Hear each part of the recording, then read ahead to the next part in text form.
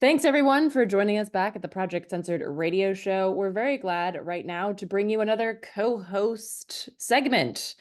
I'm Eleanor Goldfield and I'm here with my co-host Mickey Huff. Mickey, thank you so much for joining again so that we can hang out and hack our way through some of the propagandized, censored news headlines of the day and talk about, as we do, the news and why it didn't make the news. So yeah, Mickey, great to have you with us. We're going to be talking about specifically some of the stuff that's been going on at college campuses across the United States recently, not only the powerful protests by students, but also the powerful backlash by the police state. And Mickey, I know that you have some very expert and unique insight into Kent State, which the anniversary of that is May 4th, I believe, correct? Yes, it is. It'll be the 54th year commemorating the massacre at Kent State, and the echoes of that historically, Eleanor, are pretty profound. Particularly just seeing what's happening right now around the country. It's again. I'm once again reminded of the quip from the late great playwright and often curmudgeonly Gore Vidal, who once quipped that we were the United States of amnesia. Of course, that assumes that we learn things and then forget them. And in many cases, like with some of the stories that we're going to talk about today, Eleanor, people don't really learn about them in the first place. And or if they do, they learn a distorted, skewed, or ahistorical, non-contextualized, rote version of it that can sort of be distilled into a soundbite, and attached with that is some exceptionalist establishment narrative viewpoint. It kind of just goes through osmosis of our curriculum and our educational system and our corporate quote news and so forth. So yeah, it's always good to be here and talk with you back and forth as co-hosts.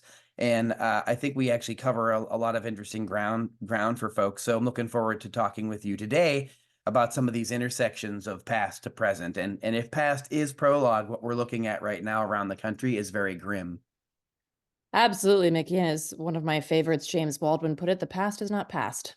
So here we go. And for folks, folks might be already aware of this because it actually has wandered into some mainstream reporting. But of course, as you pointed out, Mickey, when it is covered from an angle that uplifts and upholds the status quo and uplifts the state line, as opposed to the perspective of the students. You know, you see things like anti-Israel protests. It's never pro-Palestine or anti-genocide or anti-apartheid, right? It's And so, anti-Semitic protesters. right, exactly. Yes. But just to give folks an idea now, we're recording this on Friday, April 26th, and I've put together a non-exhaustive list of the schools that I'm aware of that I've seen recently, and here are some of them where these protests against the continued genocide in Gaza have taken place. And with that, some very violent backlash, which we'll discuss. USC, that's the University of Southern California in Los Angeles, Columbia in New York, Yale, the University of Texas, Austin, the University of Minnesota, Princeton, Emory, which is in Atlanta, GW. Where they're brutally arresting professors, by the way. Yes, who have been screaming, "I am a professor." Yeah. MIT, Cal Poly, Cornell, Ohio State, Purdue, Harvard, Northwestern, and University of Pennsylvania. Again, that is a non-exhaustive list. And by the time folks are listening to this, there will likely be more schools that will be added to this list because it continues to grow and spread. I've already heard about some being organized at places that are planned for this coming week. So this is continuing to spread. And with it, of course, the amount of censorship and at a lot of these schools, specifically pro-Palestinian organizations, I'm thinking predominantly of the SJP, that's Students for Justice in Palestine, have been outright banned from existing as student organizations. And I mean, I don't know if you can, if Mickey, if you can speak to a little bit of how what you've seen in your tenure as a professor in terms of how of this crackdown against speech and action for Palestinian rights. Well, it's pretty extraordinary, Eleanor, and that was a good overview of a lot of the campuses, a cursory one at that. It doesn't include a lot of the state colleges. It doesn't include community colleges. In California, we have 115. just community colleges, and there are protests and things happening all over. There have been speech code violations by administrators. There's been censorship and crackdowns on some campuses around what faculty and students can even email, which is in accordance with some campus policies, but nevertheless, it's these rules often are not evenly or equally enforced. If you know what I mean. Certain statements or certain things, you can virtue signal about, but if it actually comes to really saying something profound about something that's happening that's affecting a lot of people around the world, not just locally to Gaza. Of course, they're the most and worst in regards to what's happening, but that has rippling effects and through our system. But this is happening all throughout our institutions, as you were illustrating. What I'd like to point out is that my day job profession, with one of the many hats I wear, has been under assault for a long time. And the great irony is that in the recent years, where we've seen higher education and academic freedom under assault, we see the right is constantly pointing at the bogeyman of DEI and wokeness and so forth. And so a lot of these right-wing governors have been passing laws about academic freedom on campus and why students are allowed to protest. These are the very places, Governor Abbott in Texas, where they're calling in state troopers to violently arrest people. And at Columbia, the NYPD were called in by the head of the university, declaring a, quote, clear and present danger, riffing on that language, that historical language. The NYPD get there and they're like, these people are eating lunch and sitting peacefully and having conversations. This is the NYPD Right. assessment. Right. And they're like, we're not sure, but they're, of course, there to do what they need to do. And there's theater and there's more, there's worse than theater, there's real violence. But this is a real chilling effect. And it's an unfortunate lesson that the state hasn't learned. But the students and professors and people at campuses in higher education we're all too familiar with this kind of hypocrisy. We're all too familiar with this kind of selective enforcement of speech or First Amendment rights. And we're all too familiar historically with just the complete idiocy of anyone thinking that calling in police or National Guard or militarizing peaceful protests and situations, if somehow that's not going to end poorly, these people know absolutely nothing at all. And they don't deserve to be in these positions of power. They're frankly abusing them, and they're trashing the entire, not only the entire system of higher ed and academic freedom, but they're trampling roughshod over the Bill of Rights, particularly the First Amendment. And I know, Eleanor, you noticed a particularly interesting thing about some of the folks that were coming to crack skulls at the University of Texas. You were remarking about how those folks were nowhere to be found when there were shootings in Texas schools. Yeah, absolutely, Mickey. So first, just to point out that, again, there have been violent crackdowns at a bunch of different schools, including Cal Poly Humboldt, which is not that far from where you are. I mean, relatively speaking to me. Right. Relatively. And also at Emory, as you pointed out, professors were being violently arrested. A professor was thrown down on the ground with her head on the concrete as she screamed, "I'm a professor." Professor of economics, no less. Yeah.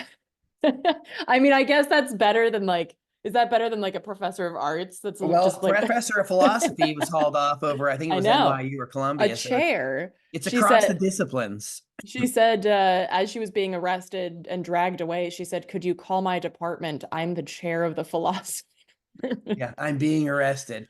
And I mean, it's ironically, she funny wrote a because book. it's so it's so dark. It's like we're arresting people whose job it is to teach And people the philosophy Nietzsche. professor wrote a book about the importance of demonstrations in the First Amendment. I mean, you can't forget the Onion. They're going to go out of business.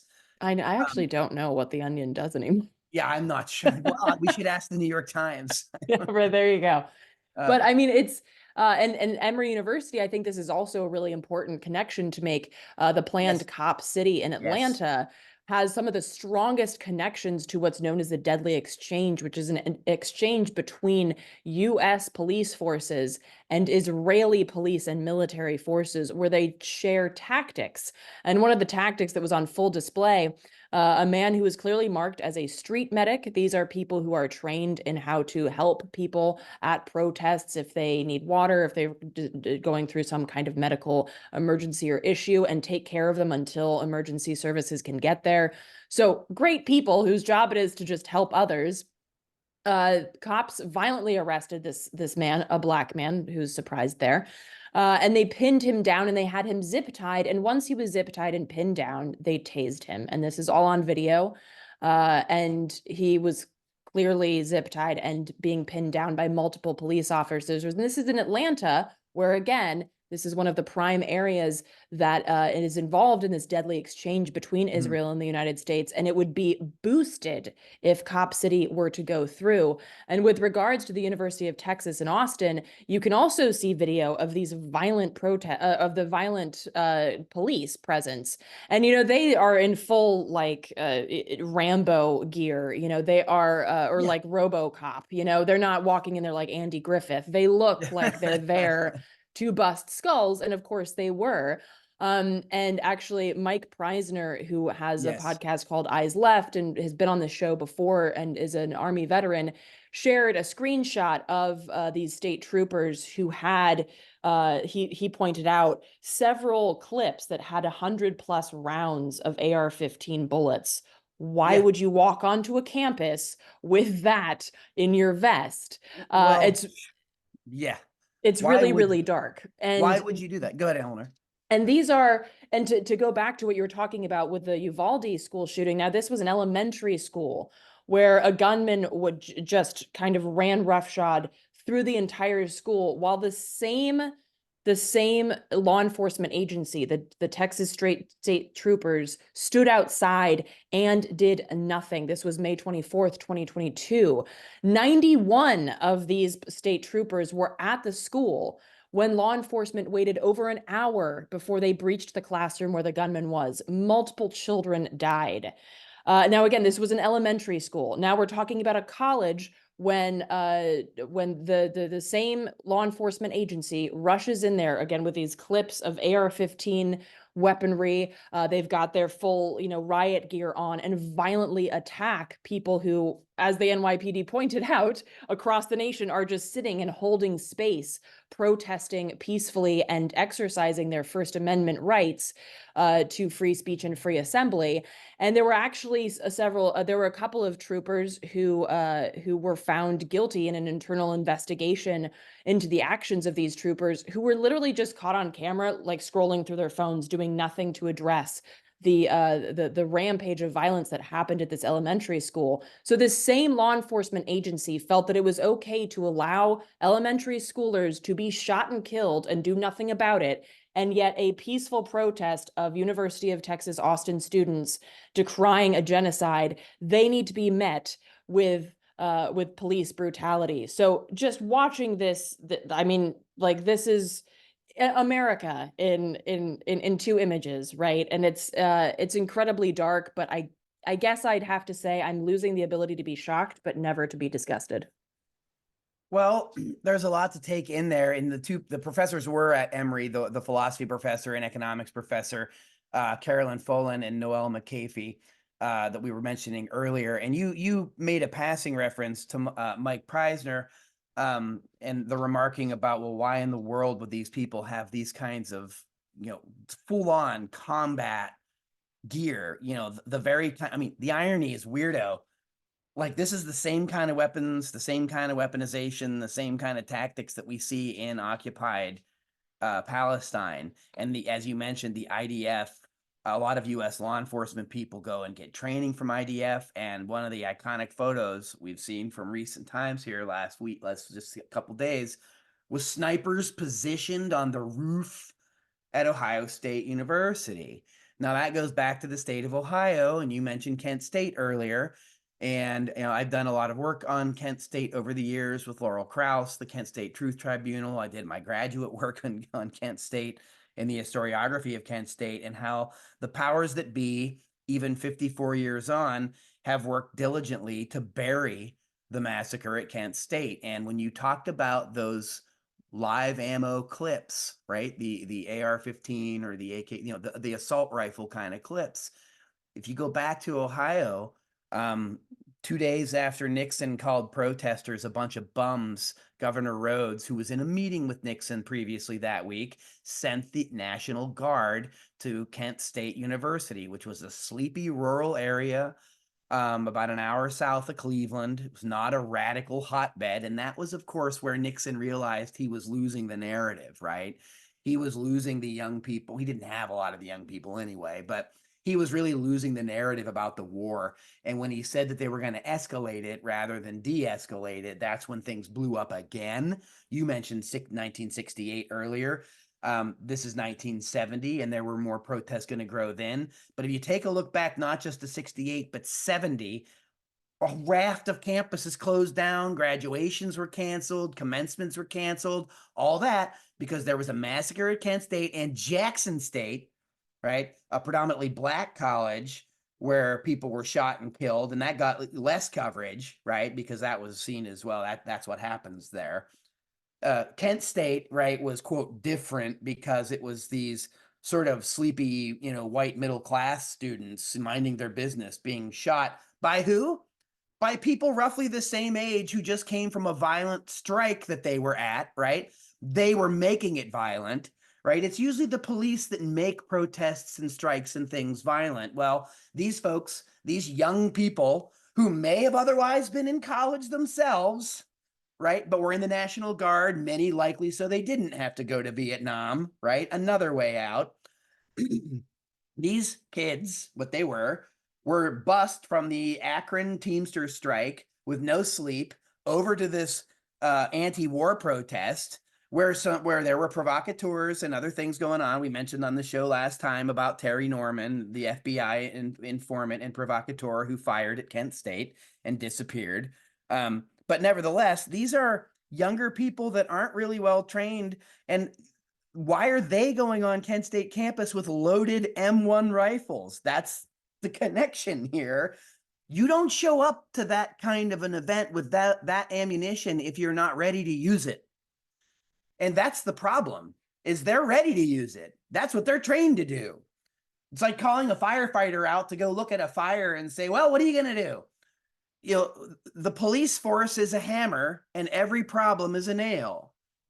And it is an absolutely overwhelmingly over the top, inappropriate response to peaceful protests. And we hear at the Wall Street Journal and in other right-leaning media that the rise of anti-Semitism on campus is extraordinary. Jews are being threatened left and right. And I'm not going to make light of that. There are some instances where there are very anti-Semitic statements and some Jewish students may not feel safe. I am not taking that out of the equation. What I am going to add to the equation, however, is the extraordinary imbalance of the coverage.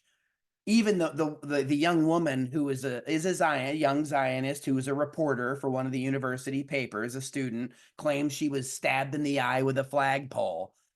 And she was on the news and making great hay about it. She was accidentally hit in the eye by someone waving a handheld flag. And again, I'm not going to take away from the fact that acts of violence occur and may be occurring in some places.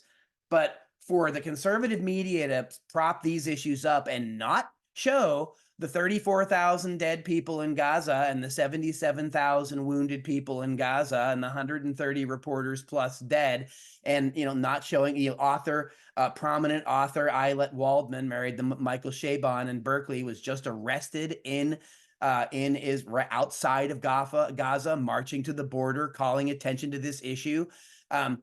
San Francisco Chronicle covered that because it's a local angle, but the rest of the corporate media don't want people to know that the protests against what's happening are not just from, radical pro-Hamas anti-Semitic people. It's preposterous that narrative is allowed to live out in the wild without much debunking in the establishment media whatsoever, even though it's complete nonsense. But Yeah, this is the challenge of the propaganda we face, is we have to dig through all this fog and issue 50 disclaimers before we can even report something that's true. I know. And I have to say, it makes me very angry, again, as I've said on the show before, as a human and a Jew, because this actually leads to legitimate anti-Semitism when you Yes. conflate Jews with Israel. And the issue here also is that the foundation, the corporate media doesn't care about Jews, like as a people, as a culture. It doesn't care because where are you when there is legitimate anti-Semitism, like when people are attacked for being Jewish? Now, here's the thing. I'm not saying that people haven't been, attacked because they're Jewish at some kind of event. I don't know all of the stories here, but I do know one thing, that Zionists are not always Jews, and Jews are certainly not always Zionists. And Zionists, and I say this as somebody who's been to several anti-Zionist protests where Zionists have showed up, both Jews and non-Jews, they are horrifically confrontational. They come to pick a fight. And then they do the kind of like British footballer thing where they fall on the ground if somebody dares to like step towards them, like, oh God, I'm so injured. And I've seen this firsthand. So this is not just anecdotal or hearsay.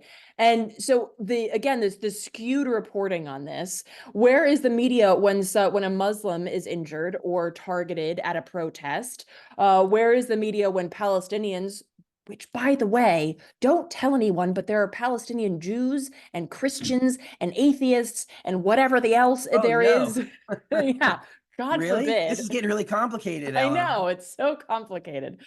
Um, and so there's this, again, like that imbalance that you were talking about.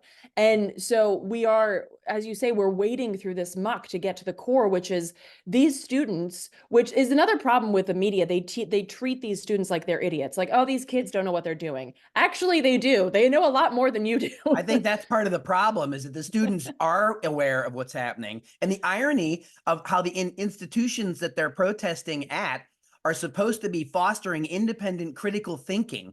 They're supposed to be looking behind the scenes, challenging power structures, and they're supposed to be working toward a more just and equitable world, not just for themselves, but for everyone. And so, colleges and universities have just bandied around casually those kind of mission statements for an awful long time.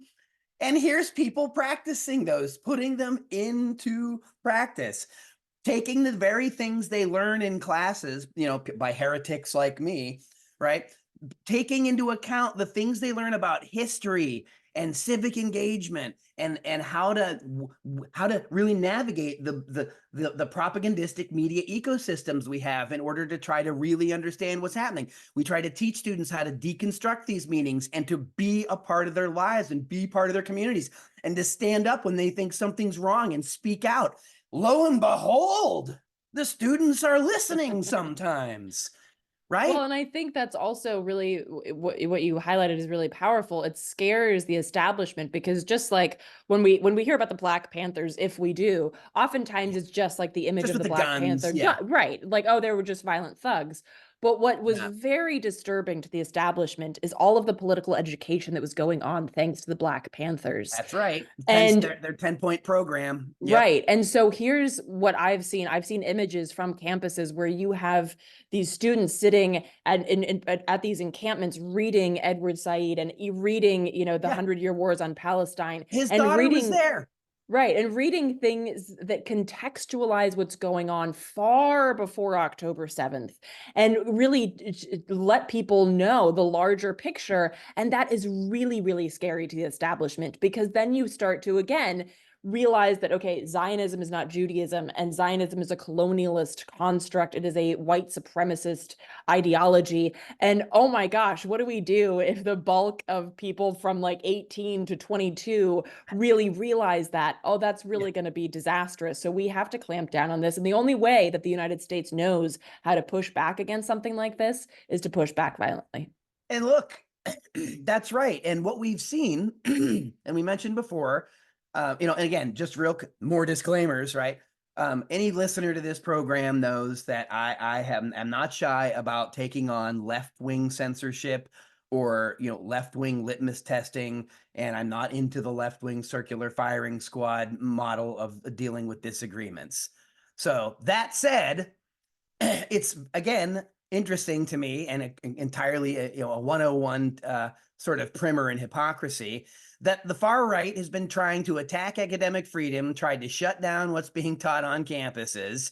And now when they can't totally control everything that's going on campuses, the free speech warriors on the right, Tom Cotton, Josh Hawley, are calling to bring in the National Guard. They're literally saying to bring the military. You want to shut somebody up?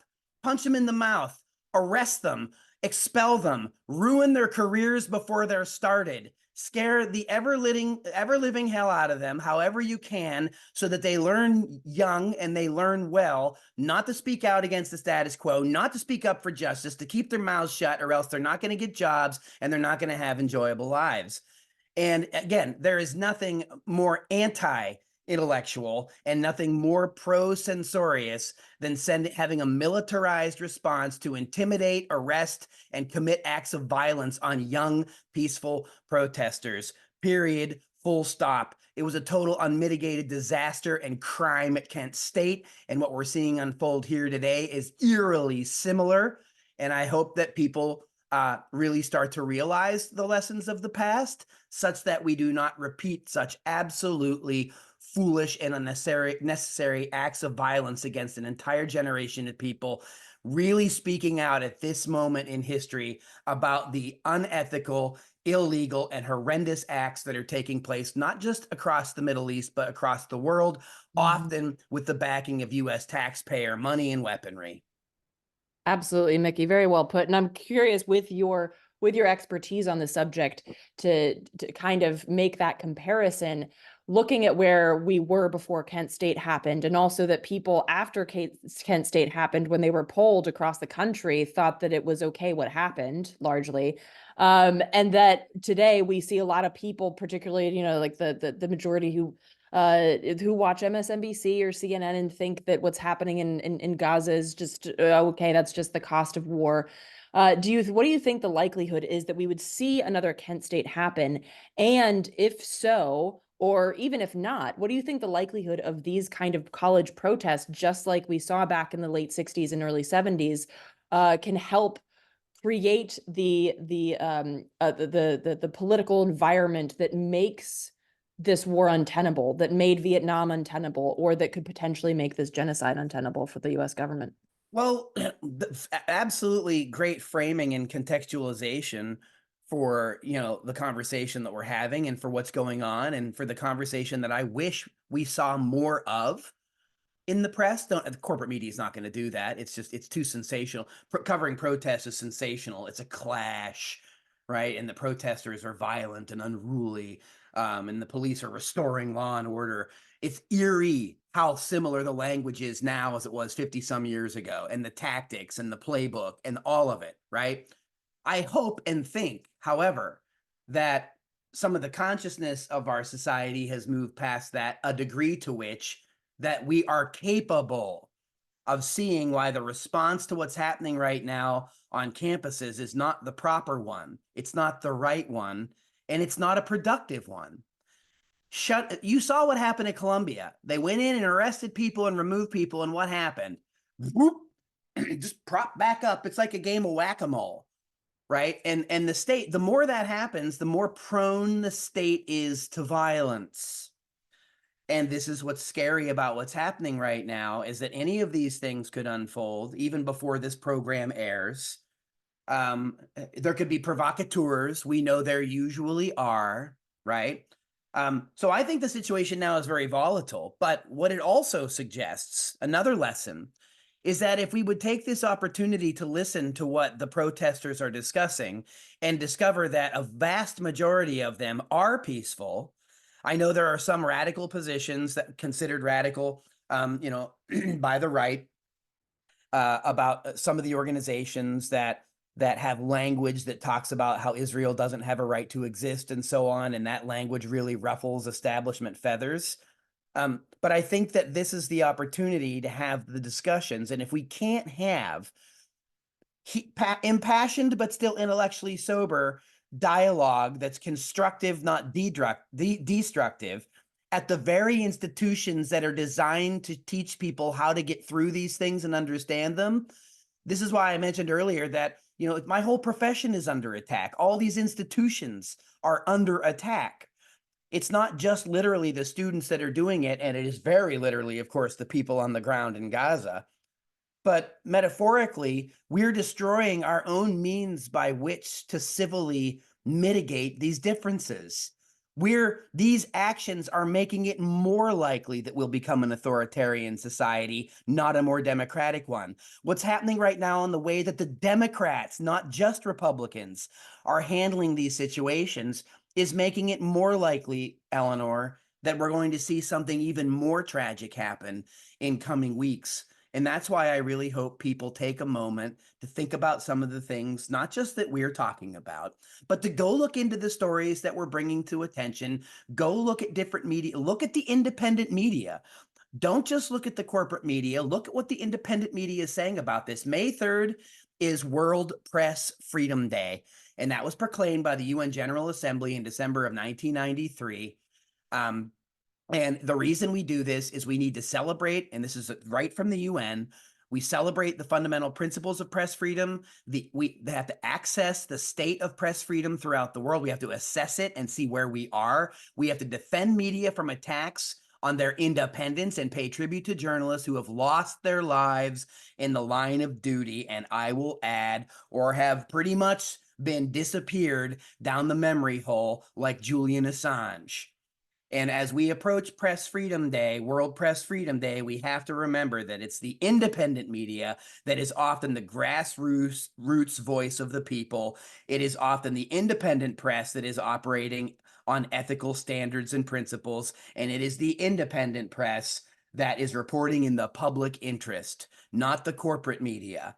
And if people diversify their news media diets more and get more information from independent outlets as we approach World Press Freedom Day, we really need to think about how to reform and change our media system and really push to have better news reporting, more accurate reporting, more constructive dialogue, and more solutions based framing around the challenges we face. We can use news and media to make a positive difference, and we can use our First Amendment rights to try to move the needle on important conversations. Part of that means we have to resist this violence and resist this censorship, and violence against protesters is a form of censorship. Very well put, Mickey. And we could spend the next several hours digging deeper into this, but I think that was a powerful way to wrap up this conversation. Thank you so much. I'm glad that we were able to sit down and dig into this very important issue of censorship and indeed propaganda, which we've covered before. They go hand in hand. And people can also follow more about what's going on. The Palestine Action US has listed several of these actions that are happening at universities across the country. Also, SJP, as I mentioned, Students for Justice in Palestine. You could check out their work as well. And of course, we talk about this a lot on Project Censored. So check out projectcensored.org for more, not just coverage of this, but deeper dives with regards to articles and other links to things like that. Mickey, thanks again for taking the time to sit down and dig into this. Eleanor, it's always great to have a co-host to co-host talk about the state of the free press and things happening in the world. So always appreciate it, and certainly thank all of our listeners.